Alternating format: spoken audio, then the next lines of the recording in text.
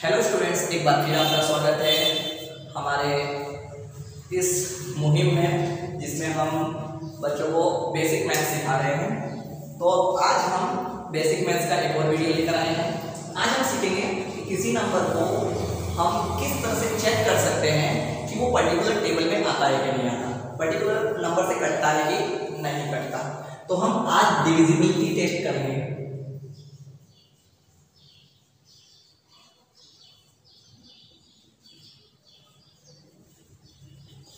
किसी भी नंबर का हम डिविजिबिलिटी टेस्ट करेंगे कि भाई पर्टिकुलर टेबल में वो नंबर आता है। अब इस चीज़ की जरूरत ना पड़ती है, इस चीज़ की जरूरत हमें 8th standard, 9th standard, 10th standard सारे स्टैंडर्ड्स में पड़ती है।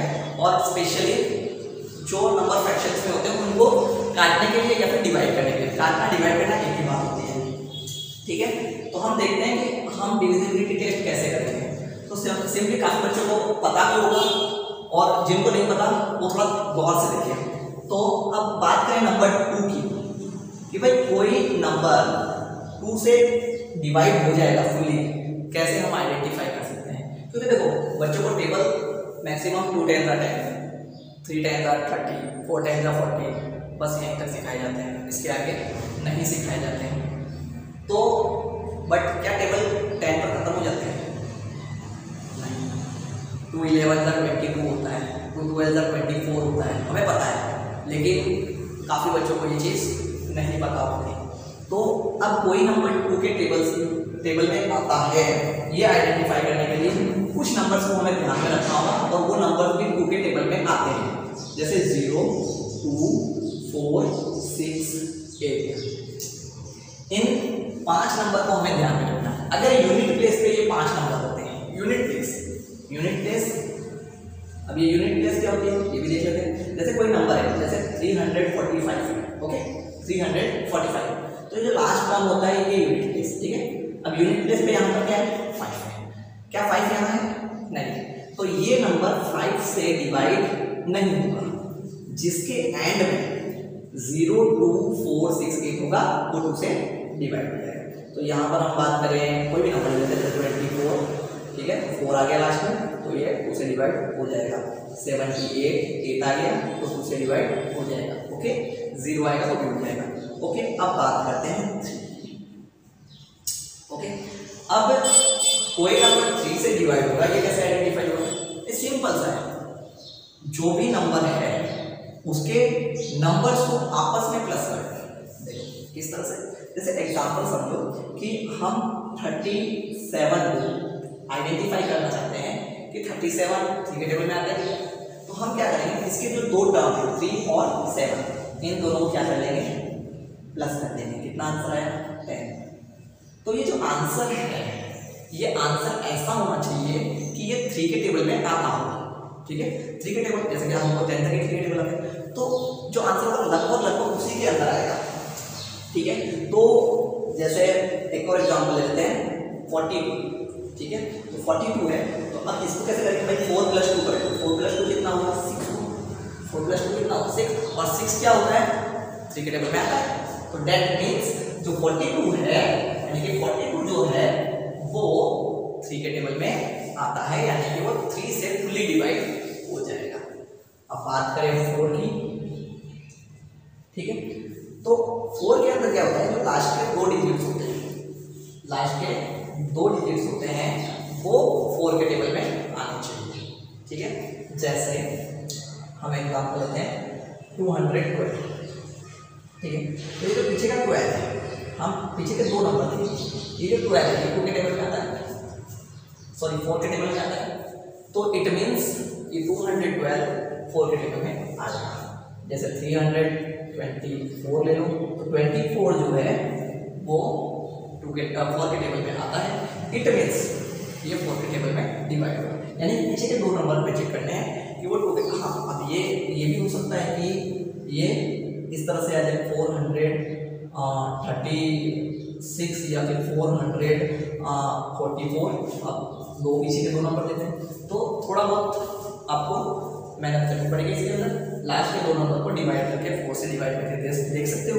अगर रिमाइंडर 0 आ जाए तो आप कह सकते हो कि ये नंबर पर्टिकुलर नंबर जो है वो 4 से कट हो जाएगा। ओके, अब डिविजिबिलिटी टेस्ट में नंबर आता है 5 नंबर को हम कैसे बोलेंगे भाई? 5 नंबर से कोई नंबर डिवाइड हो जाता है, सबसे सिंपल है। इसके अंदर हम लास्ट में या तो 0 हो या तो 5 हो, लास्ट में या तो 0 हो या तो 5 हो, तब हम ये कहेंगे कि ये जो नंबर है, जो भी दिया हुआ नंबर है, वो 5 से डिवाइड हो जाएगा। जैसे 25 या फिर 255 कर लो, पीछे 5 आया, 5 से कट हो जाएगा। ओके, अब 270 कर लो, 0 आया तो 5 से डिवाइड हो जाएगा। अब बात आती है नंबर 6 की कि भाई पर्टिकुलर नंबर 6 से डिवाइड होगा कि नहीं, ये किस तरह से करेंगे? यहाँ पे मैं सिर्फ प्राइम नंबर नहीं बता रहा हूँ, क्यों? क्योंकि भाई जब हम डिवाइड के लिए आते हैं तो वहाँ पे स्पेसिफाई नहीं किया होता कि हम पर्टिकुलर नंबर को प्राइम नंबर से काटेंगे। ठीक है, तो यहाँ पर हम 6 की बात करें तो 6 जो नंबर है वो 3 और 2 से मिलकर बनता है, 3 × 2। ठीक है, तो यहाँ पर हम 3 और 2 की प्रॉपर्टीज को भी यूज करेंगे, तभी हम 6 से डिवाइड कोई नंबर होता है कि नहीं ये आइडेंटिफाई कर सकते हैं। जैसे मैं बता दूं कि यहाँ पर हम कोई भी नंबर लेते हैं, जैसे 72 लिया। ठीक है, 72 लिया, 72 3 के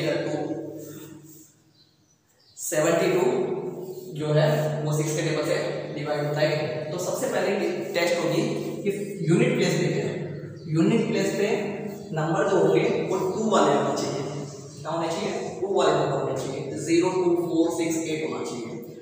और दूसरा 3 की डिविजिबिलिटी टेस्ट में भी ये पास होना चाहिए, यानी कि दोनों नंबर को प्लस करें तो वो 3 का टेबल का बनना चाहिए। यानी कि 7 + 2 करेंगे तो ये क्या हो जाएगा 9 हो जाएगा, क्योंकि 3 के टेबल में आता है। पीछे 2 है तो ये 2 के टेबल में भी आता है, यानी कि ऐसा नंबर जो 3 के टेबल और 2 के टेबल दोनों में आना चाहिए, तब वो 6 के टेबल में कट हो जाएगा। क्लियर? तो अब हम बात करते हैं नंबर 7 की, कि कोई नंबर 7 से डिवाइड होगा कि नहीं, ये कैसे पता चलेगा? तो भाई कोई नंबर 7 से डिवाइड होगा कि नहीं होगा ये हमें उसके यूनिट नंबर से पता चलेगा, और यूनिट नंबर को देखकर ही पता नहीं चलेगा, उसके साथ थोड़ा सा सम करना पड़ेगा हमें, जिससे हमें पता चलेगा। थोड़ा इक्वेशन को सॉल्व करना है। कैसे? देखिए, जैसे कोई नंबर ले लीजिए, आप ले लीजिए 79। ठीक है, 79 के नाम है। अब 79 7 के टेबल में आता है कि नहीं, ये हमें कैसे पता चलेगा? भाई 79 तो हम इजीली कैलकुलेट कर सकते हैं, 7 11 + 77 होता है और 2 प्लस किया हुआ है, तो इसमें तो हम डिविजिबिलिटी टेस्ट नहीं कर सकते। अब देखते हैं, थोड़ा बड़ा नंबर लेते हैं, जैसे 245। ओके, हमने लिया 245, थोड़ा बड़ा नंबर लेते हैं। तो अब इसके अंदर कैसे पता चलेगा कि ये 7 के टेबल में आता है? भाई इसका यूनिट नंबर उठाओ, यूनिट नंबर उठा के उसको 2 से मल्टीप्लाई करो, यूनिट नंबर उठाओ 2 से मल्टीप्लाई करो, और जो 2 नंबर बच गए, ये जो 2 नंबर बच गए इनके साथ माइनस करो। तो 5 को हमने 2 से मल्टीप्लाई किया, आंसर मिला 10, 10 को हमने माइनस किया 24, तो आंसर में क्या मिलेगा 40। अब ये जो आंसर अगर 7 के टेबल में आता है तो वो 7 से डिवाइड हो जाएगा। तो यहाँ पे इस केस में क्या आया 14 आया, तो 14 जो है वो 7 के टेबल में आता है। इट मीन्स जो हमारा 245 है वो 7 के टेबल में कट जाता है। एक एग्जाम्पल और लेते हैं, हम ले लेते हैं 105 को। ठीक है, तो 5 का डबल 10 हो जाता है। ठीक है, 5 का डबल कितना हो जाता है 10 हो जाता है। अब यहाँ पर इसको हटाया था, इसको मल्टीप्लाई बाय 2 किया हमने। ठीक है, आंसर क्या आया 0।